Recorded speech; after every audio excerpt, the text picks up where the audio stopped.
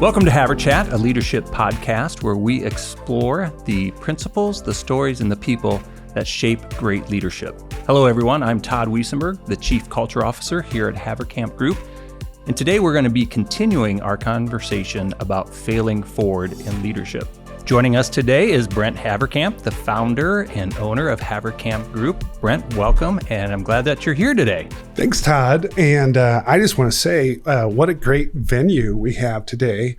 It's much better than what we had the first time and the second time that we did a podcast. So we are in a dedicated recording studio in our Havercamp Properties office. So this is great. Yeah, it is great. And I know Graydon is very grateful to have this space. And by the way, this is basically our 1-year anniversary. Our first episode of Haverchat was released on March 5th.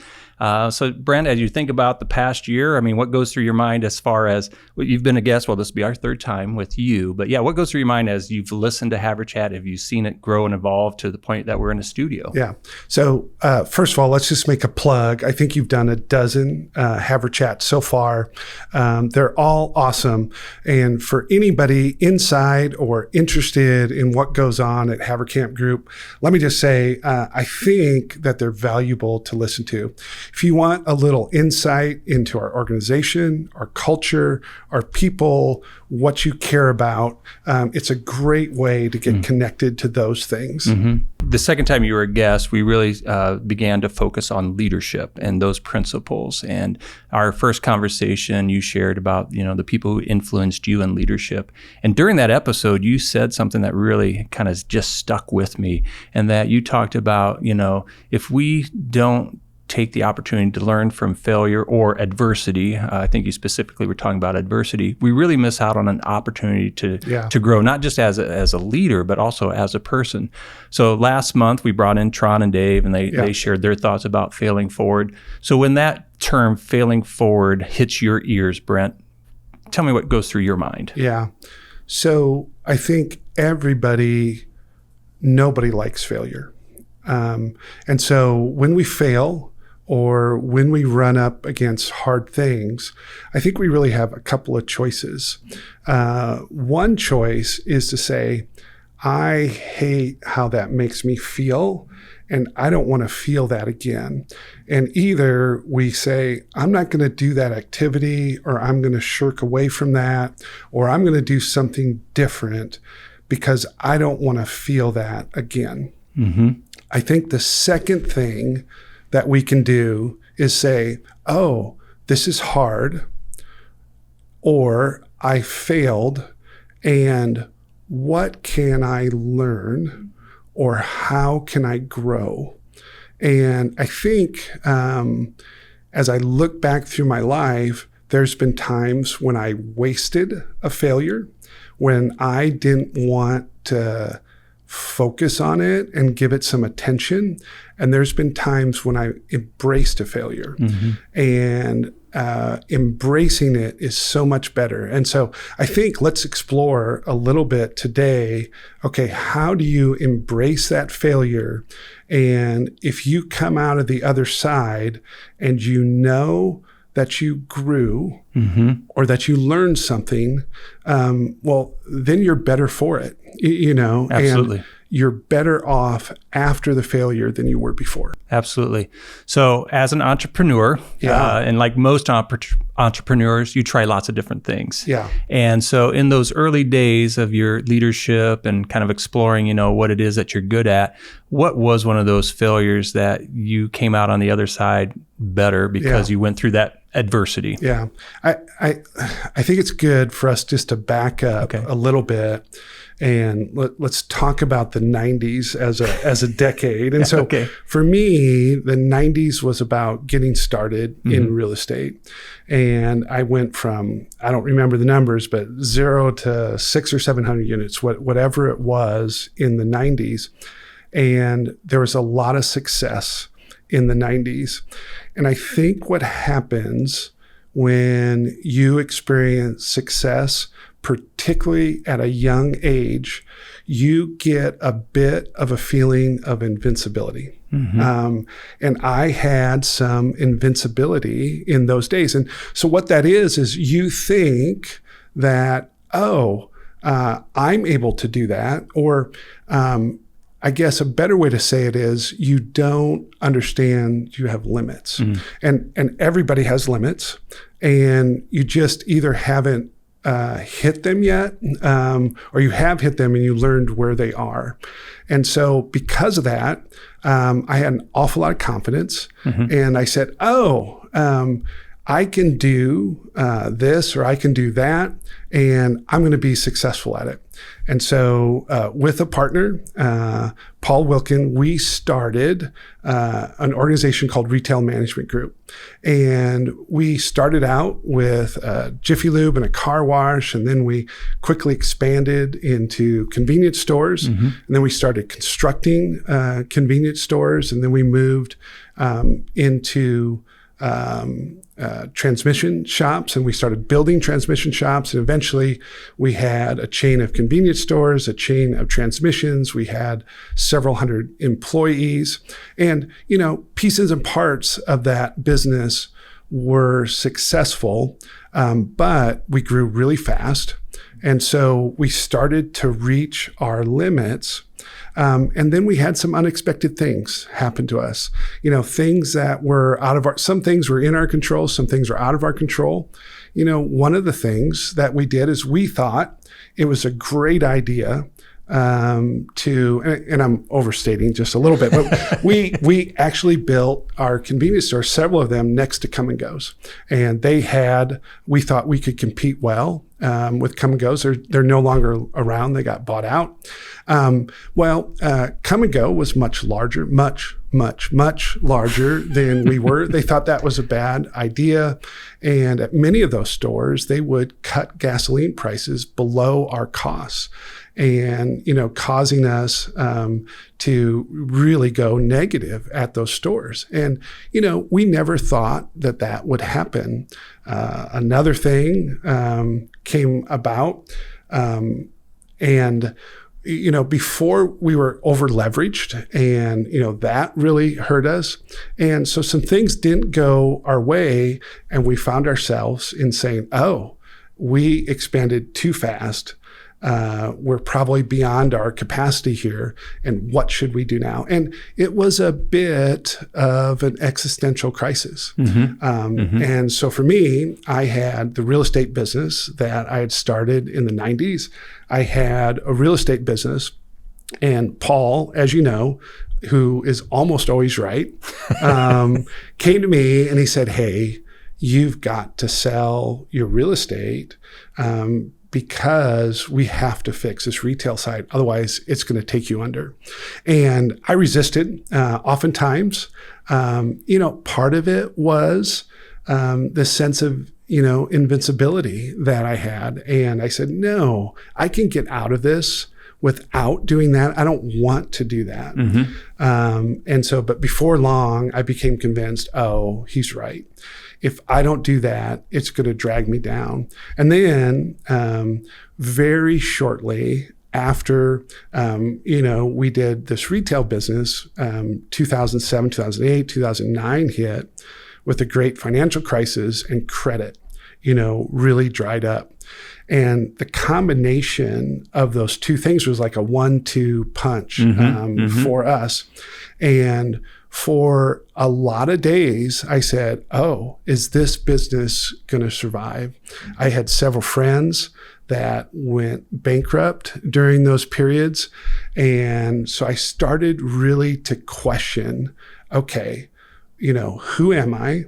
I thought that in some sense, hey, I'm doing what God made me to do. And when none of that started working out, Todd, you really begin to question who you are, what you do, and what I had spent, 15 years of my life doing. I mean, you had a lot of identity wrapped up into that. Tremendous amount of identity. And, not only identity, but people, people like you You made life decisions to come to work for me. You had other opportunities that you could do. So I had employees that were dependent on me. I had people that invested in me, that trusted me. And, it really caused this, sense of cognitive dissonance that goes on inside of you. And you wonder, oh, what have I done? Right. And it's so different when you fail than when things are going well. Absolutely. And it's a, success breeds confidence. Failure sucks your confidence away. We're in March Madness. Yes. And I'm going into my coaching mode here a little bit. You often will hear coaches talk about they learn a lot more from the losses than they do from, a 30-point victory, because it's in those losses that they're exposed about where their weaknesses are and what they need to do so that it doesn't happen again. Right. So with that in mind, what were the lessons that you learned, if you will, from a loss that has helped you become a winner today? Yeah. There's so many lessons that have come out of that. And, let's just talk about a few of them. The decade of the 90s and the beginning of RMG was really about growth for me. And I loved the deal. I loved the new thing. And so I wanted to grow. And that's great. But I didn't consider risk. Okay. And I see that so often, particularly in young real estate investors that haven't been through a cycle. And yes, it's if you spend 90% of your time sort of thinking about what's going to go right with a project or a business or whatever it is, and only 10% of your time on what could go wrong, well, you're going to choose growth every time. And I think that experience led me to believe, okay, risk is a real thing. And we can't grow at the expense of, we have to choose right growth. We have to choose smart growth. We have to choose growth and protect our downside risk. And, you and I have talked about this before, but I really felt, the end of the story, obviously, we can talk about the end of the story, but, it turned out all right. And I felt, I got a second chance. And I said, this time I'm going to do it right. And part of doing it right was we're going to grow in a way that's not so risky next time. Okay. Now that was a lot easier after the great financial crisis. Sure. Because everything was on sale. And the values were so good. But yeah, I think that first lesson I learned was about risk. The second lesson, and my wife and I talk about this quite a bit, is that I have limits, and everybody has limits. But I just hadn't found mine yet. And I think particularly young, successful people oftentimes don't appreciate limits. And we grew too fast. We probably grew too big for our experience. And if we would have slowed that down, we likely would have been very successful in that endeavor. But between the speed and the leverage that we had, it caused us to fail. So it was so many things about Retail Management Group was successful. And we were able to lower our transmission costs. We were able to compete well with Come and Go. There's just so many things out of that went well. But because we were undercapitalized and we moved too quickly, then that endeavor failed. And so looking back at it, I said, we could have done the same thing, but we could have gone about it in a different way.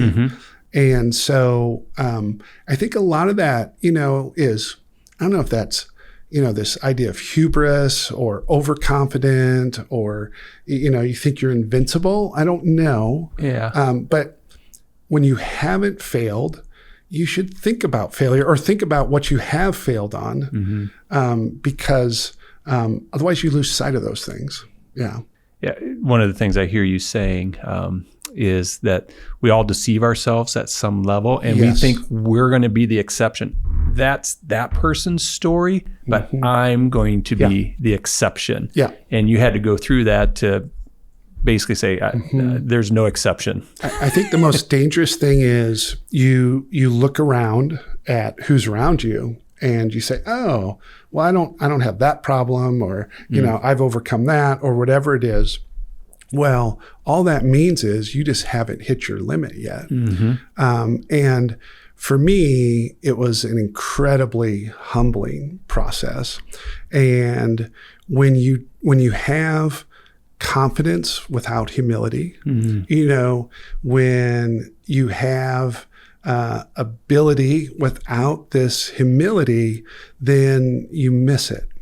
And I think, you know, it's tough to get humility without failure. Right. It's really hard. I mean, so I know this is going to be produced later, but we're in March Madness right now.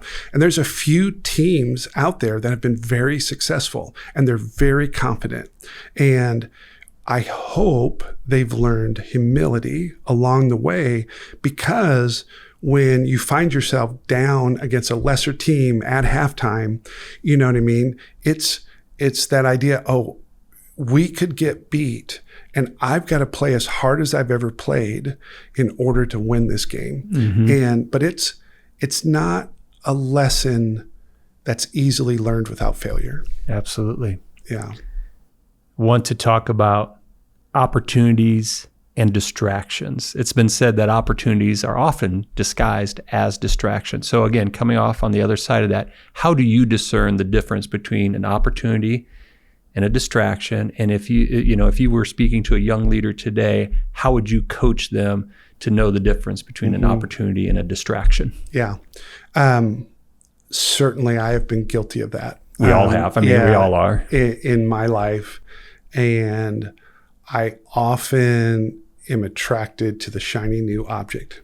Okay. And so I think age has helped.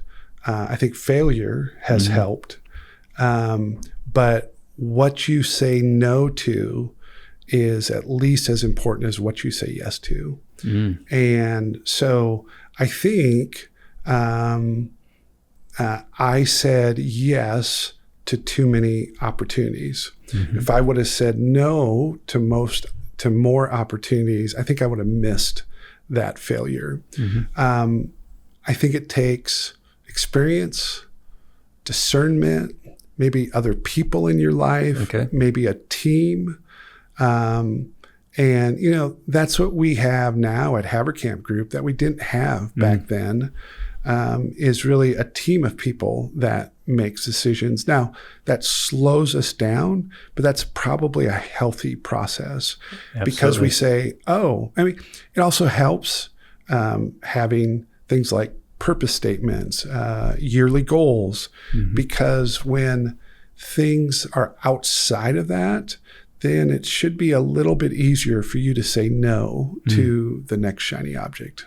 Yeah. Great point. You know, core values, purpose statement, goals, you know, the things that we talk about a lot, that becomes your North Star. Yep. And so that becomes the filter in which you look through things as you go through that decision-making process. So let's get on the other side now. We're past 2008, 2009. And really that was a time period that was a time of growth. And there were hard times in there, don't get me wrong. And really this wasn't... this was a result of a systemic failure, you know? So as you went through that, and I, you know, obviously was working with you at that time, and I remember you know, talking about all the different opportunities. And so as you think about other people's failures or a systemic failure, what are some lessons that you learned from there that has, again, helped you grow to where you're at today? So let's kind of just describe that time period, what it was like for Havercamp Group. And so, you know, I ended up, we sold probably about 80% of our portfolio there between 2005 and 2007, I think, Todd, we went from 1,000 units to about 200 units during that time for a short period of time. And then something really interesting happened. And, the Great Recession of 2008, and two things happened. Number one, money was exceptionally hard to find. And so it was really a banking crisis more than it was anything else.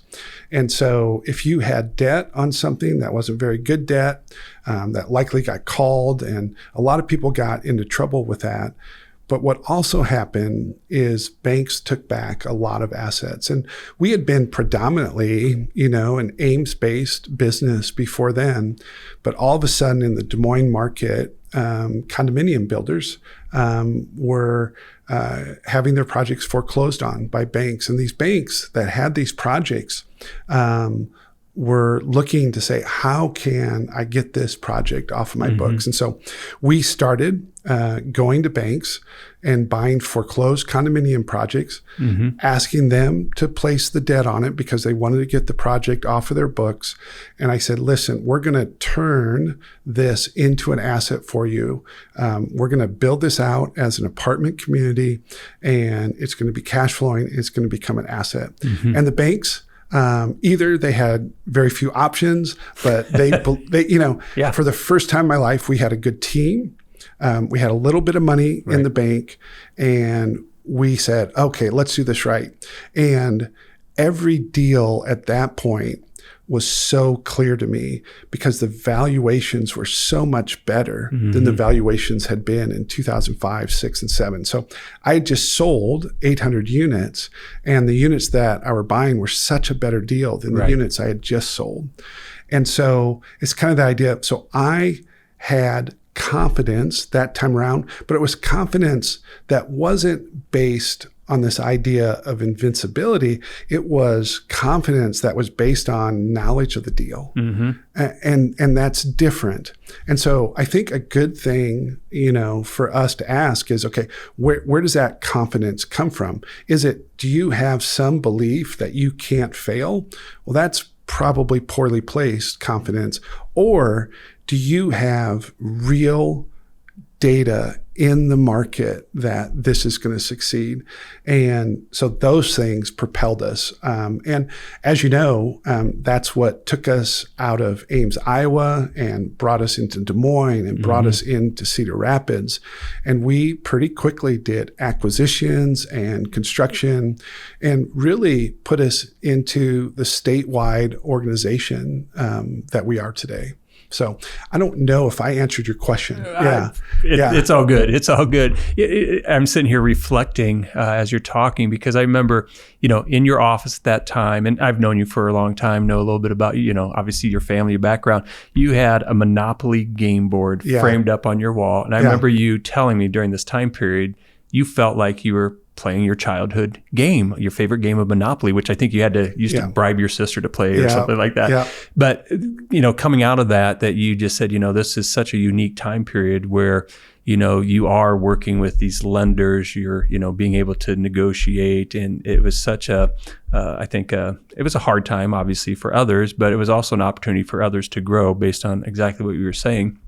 One of the things I recollect from that, and I'll just talk about the Westtown project, is that you began to build a reputation of being able to take something that was not performing so well and being able to prove out, I can turn this around. Yeah. And that's really what started the ball rolling as I reflect on that as well. Yeah, the Westtown's a really good example. There's an asset that wasn't foreclosed on, but it was in pre-foreclosure. And there were 5 bankers involved in the process, and it had some zoning issues. It had a variety of performance issues. And I remember, I got to go in a meeting with all 5 of those bankers, and I said, "Look, this is what I can do with this property." And in their view, they were fearful that they were going to have to take that property back, show it as a bad loan on their books. And I was able to give them a way out. But it was the experience that I had, you know, it was, hey, listen, I had 1,000 units that we successfully managed.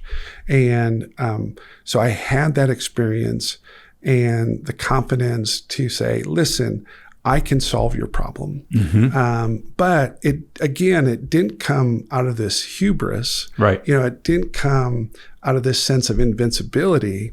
It was real. And, you know, so they all put their heads together. They said, yes, we'll take your deal. And as you know, that's been a great asset for us ever since. Yeah. Yeah, absolutely. Yeah. Just fun to go down the memory lane with you.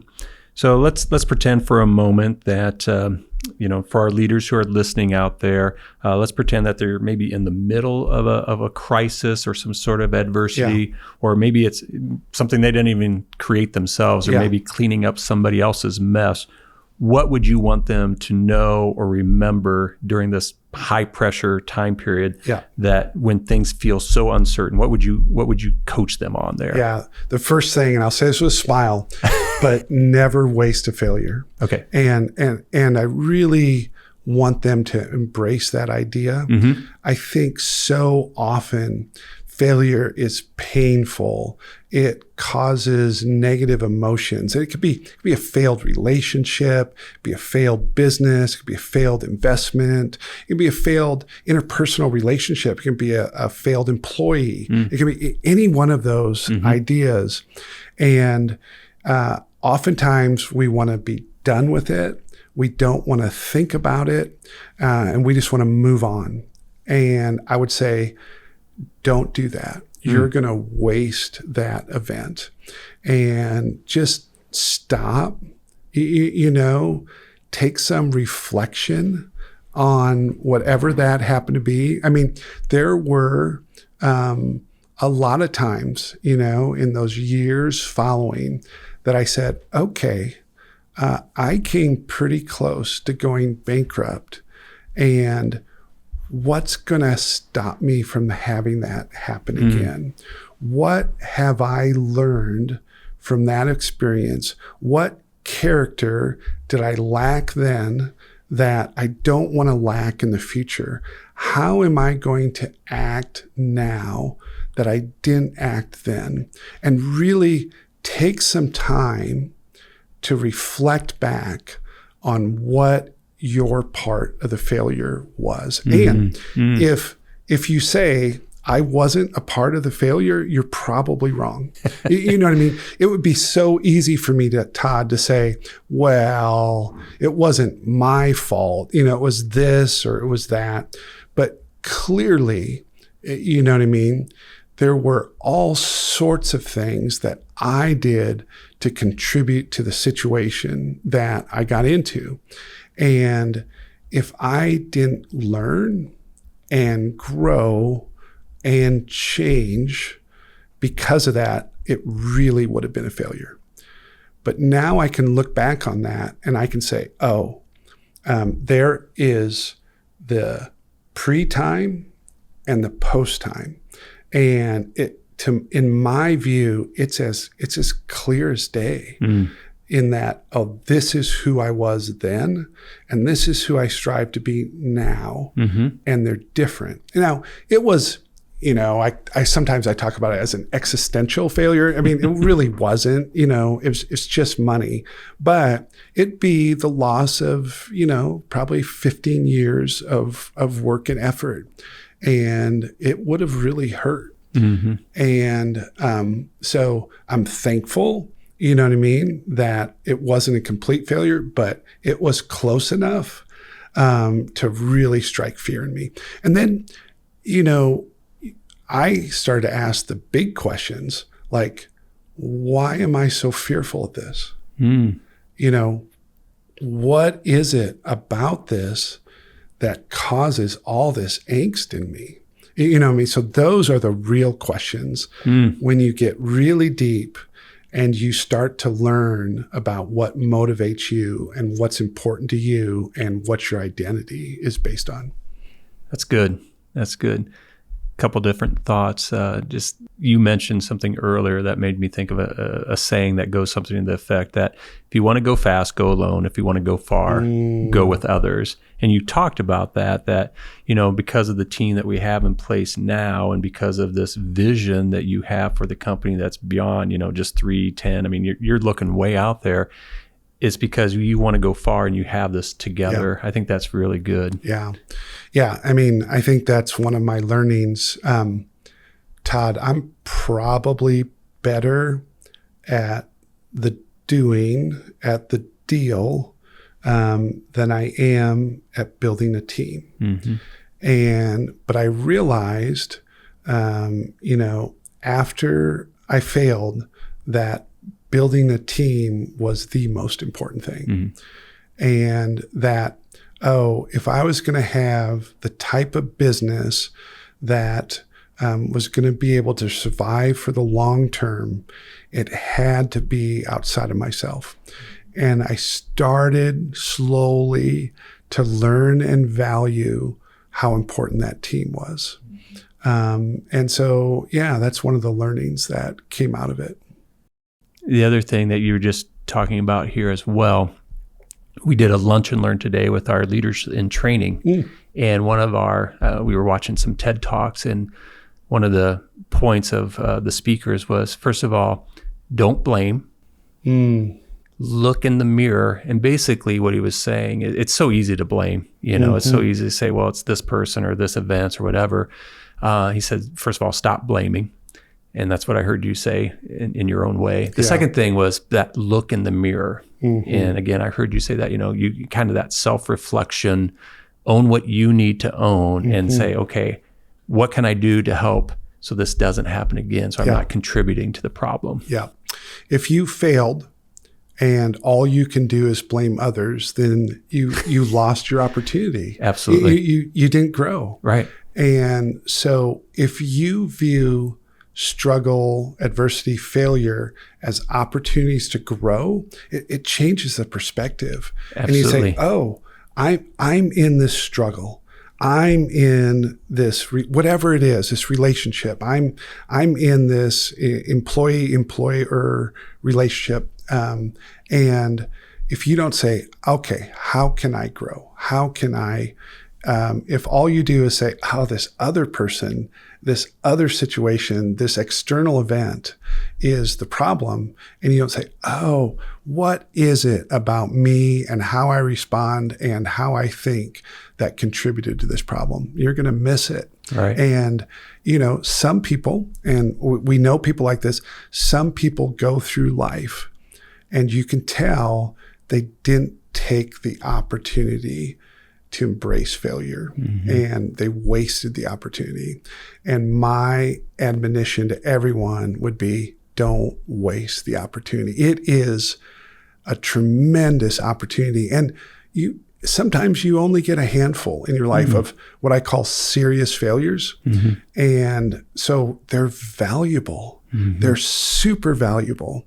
And, if my kids go back and if they say, one time we were on a hiking trip and my daughter asked me, tell me about the 3 most epic moments of your life. Well, one of those epic moments is, let me tell you about the time I almost went bankrupt. You know what I mean? Because that turned out to be an epic moment in my life because it was such a tremendous opportunity for growth. Sometimes those moments are called watershed moments where you could go one direction or the other. And so I love that question that your daughter asked you. That's a good question to ask, people.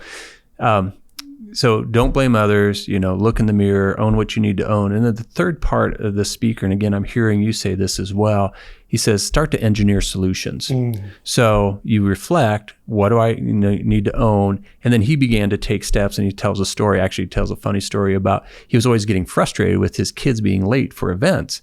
And so his engineered solution was, instead of getting frustrated and he wasn't communicating and he wasn't telling them what the schedule was. So he began to, hey, I'm going to communicate what the schedule is. And I'm actually going to start putting a clock in your bathroom so you know what time it is. So as you're getting ready, you know whether you're on schedule or not. Yeah. So it was just a simplistic way, but sometimes, that's the third and final step is not only do we need to look in the mirror and self-reflect and learn those lessons, but then you got to start engineering solutions for that. And that, again, that's what I hear part of your story. You started engineering solutions. Yeah.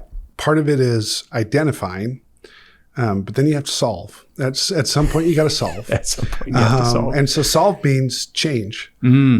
So, how am I different? What do I do differently? Like we talked about, is when I look at a deal now, I always say, what could go wrong? And fortunately, I have more experience on what could go wrong.